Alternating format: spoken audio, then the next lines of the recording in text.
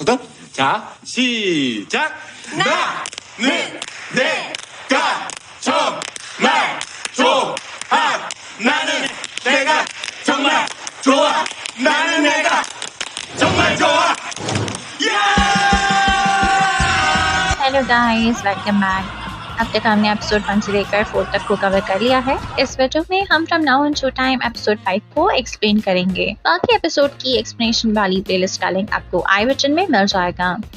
आपको मेरी एक्सप्लेनेशन का तरीका पसंद हो और फ्यूचर में और भी वीडियोस देखना चाहते हो तो हमारे चैनल को सब्सक्राइब कर लें। इससे हमें मोटिवेशन मिलेगी और फ्यूचर में और भी वीडियोस जल्दी अपलोड कर सकेंगे। चलिए तो शुरू करते हैं। अगले एपिसोड स्टार्ट होता है और चावुंग और स्योली ही उस जगह पहुंच जाते हैं जहां स्योली के पापा की एशेस थी। चावुंग जब उसके पापा की फोटो को देखता है तो हैरान हो जाता है क्योंकि वो उस डिटेक्टिव को जानता था।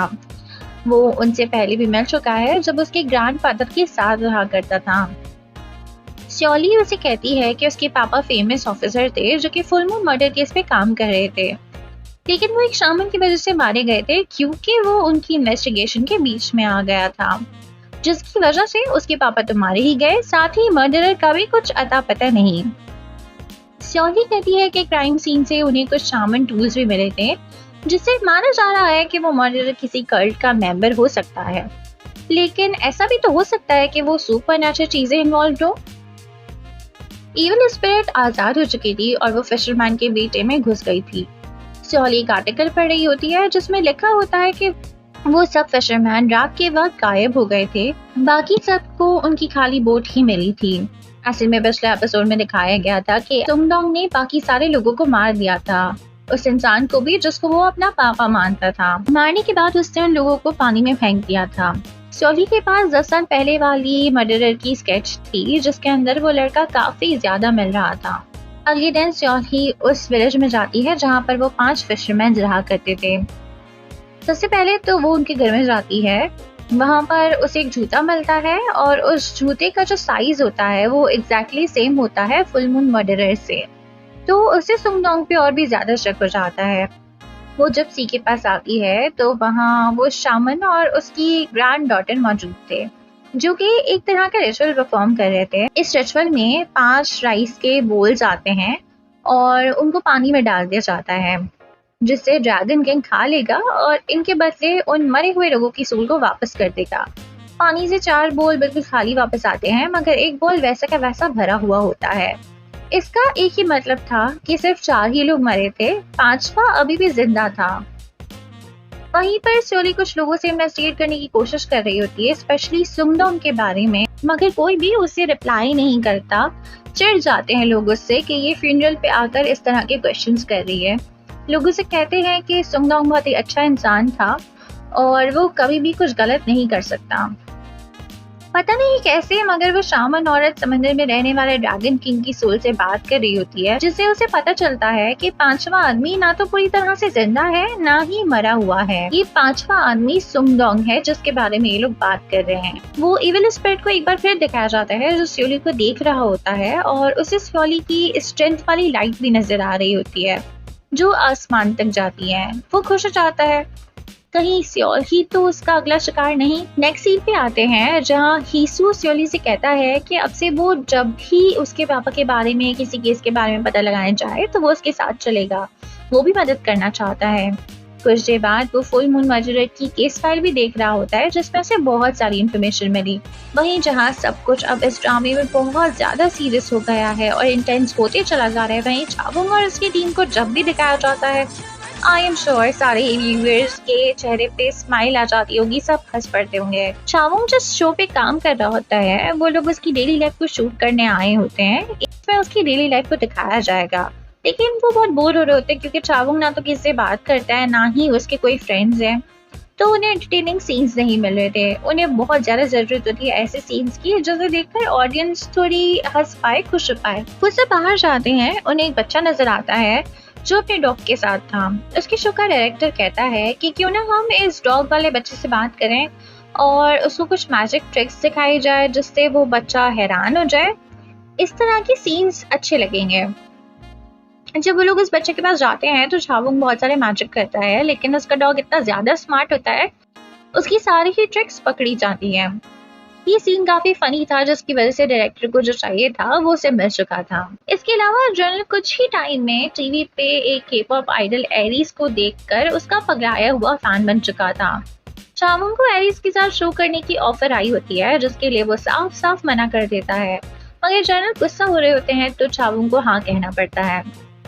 एरीज अगले दिन उसकी मैचर फैक्ट्री में आती है, मगर कुछ ठीक नहीं लग रहा होता है। एरीज को एक आदमी ड्रॉप करने आया था, जो कह रहा होता है कि उनके पास पैसे बनाने का ये बहुत ही अच्छा मौका है। वो बार बार फिर चावुंग को सेड्यूस करने की कोशिश कर रही होती है। जब वो लोग बाहर आते हैं तो हीसू और स्योली भी नजर आते हैं। दोनों को साथ देखकर चावुंग को बहुत ही ज्यादा जेलसी होती है, तो वो भी एरीज की बातें करने लग जाता है और उसे ड्रॉप करने भी जाता है। रास्ते में एरीज और भी ज्यादा हरकतें करने लगती है, जिसकी वजह से चावुंग उसे रास्ते में बीच में ही उतार देता है।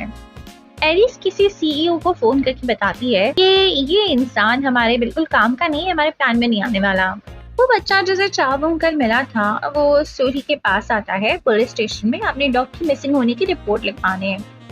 उसके डॉग का नाम दालगू है। वो उस डॉग के साथ बहुत ही ज्यादा अटैच था, जिस तरह हम सिबलिंग्स के साथ अटैच्ड होते हैं। उस बच्चे की मॉम से सोरी को पता चलता है कि वो डॉग एक स्नफ डॉग था और ये लोगों ने उसे 2 साल पहले ही अडॉप्ट किया था। हीसू और एक और डिटेक्टिव साथ में होते हैं गाड़ी के अंदर और उन्हें एक दूसरी गाड़ी दिखती है, जिसका ड्राइवर ऐसा लग रहा था जैसे ड्रंक होकर गाड़ी को चला रहा हो। गाड़ी आउट ऑफ कंट्रोल थी, इसीलिए वो लोग बहुत ही ज्यादा मुश्किल से उसको कंट्रोल कर पाते हैं। वो बंदा जो कार ड्राइव कर रहा होता है उसका नाम था कांग सो चान। ये लड़का एक बहुत ही फेमस सेलिब्रिटी है और गाड़ी में बहुत सारे ड्रग्स मिलते हैं। हीसू टीम को कहता है इस एक्टर के ड्रग डीलर के बारे में पता लगाने को और ये लोग इसी केस पे काम करने लग जाते हैं। ये केस नार्कोटिक्स से रिलेटेड था, जिसमें बहुत सारे सेलिब्रिटीज और पॉलिटिशियंस इन्वॉल्व थे। इन सब में एक चीज कॉमन थी, इज दैट एंटरटेनमेंट। ये वही कंपनी है जहां एक्टर काम करता था और एरीज भी इसी एजेंसी के साथ एसोसिएटेड थी। अगले दिन दालगू चावुंग के घर के बाहर आके खड़ा हो जाता है, मगर चावुंग इग्नोर करके चला जाता है। वो डॉग फिर भी उसे फॉलो करता है।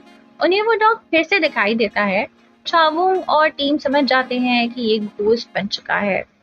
वो उसका पीछा छुड़वाने की कोशिश कर रहा होता है, मगर उसके घोस्ट उसे बहुत ही ज्यादा हार्टलेस समझते हैं। उसे भी समझ आ जाता है कि वो जो कर रहा है वो गलत है। उसे सुकून नहीं आता और वो सोली को फोन करके उस डॉग के बारे में बता देता है। चावुंग का शो होता है जहां वो एरीज के साथ परफॉर्म करने वाला होता है, मगर एरीज आती ही नहीं, क्योंकि वो तो अब केस में फंस चुकी है, तो वो फोन तो नहीं उठाएगी। वहां दालगू की इंफॉर्मेशन लेने सोली आ जाती है, जिससे वो लोग शो में एरीज की जगह परफॉर्म करने को कहते हैं। बदले में चावुंग उस डॉग वाले केस में पूरी मदद करेगा। परफॉर्मेंस काफी ज्यादा रोमांटिक थी, जो दोनों के दिलों में बटरफ्लाइज लाने के लिए काफी थी। जनरल एरीज के पास उसकी ग्रीन रूम जाता है, जहां उसे सीढ़ी दिखती है। उसकी बॉडी पर जनरल को कुछ डॉट्स दिखाई देते हैं। ये सब पास्ट लाइफ से कनेक्टेड था।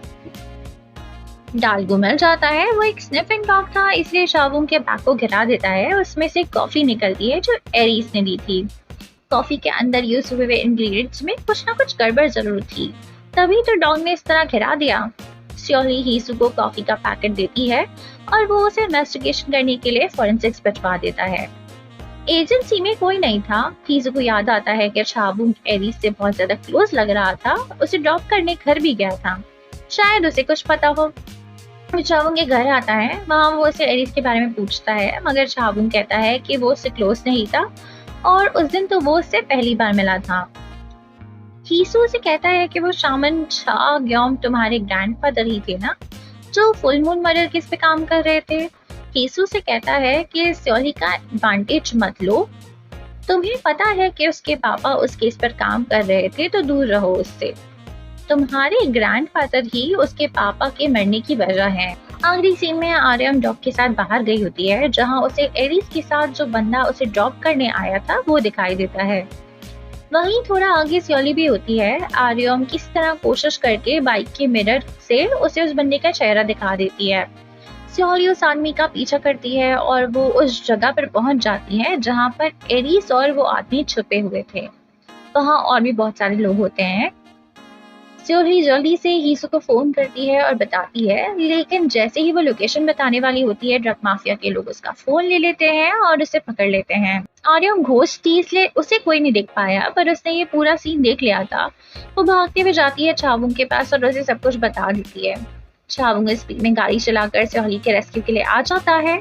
कुछ लोगों को मारकर गिरा भी देता है। वो लोग जब उसे पूछते हैं कि आखिर तुम हो कौन, तो वो कहता है कि मैं सेओली का पार्टनर हूँ। फाइनली चावुंग ने सेओली को पार्टनर एक्सेप्ट कर लिया था और इसी के साथ एपिसोड खत्म हो जाता है। आगे क्या होगा जानने के लिए आप लोग इस चैनल को सब्सक्राइब कर सकते हैं। मुझे इससे मोटिवेशन मिलेगी और हम जल्दी दूसरे वीडियो पर काम कर सकेंगे। मिलती हूँ दूसरे एपिसोड के साथ। Good bye.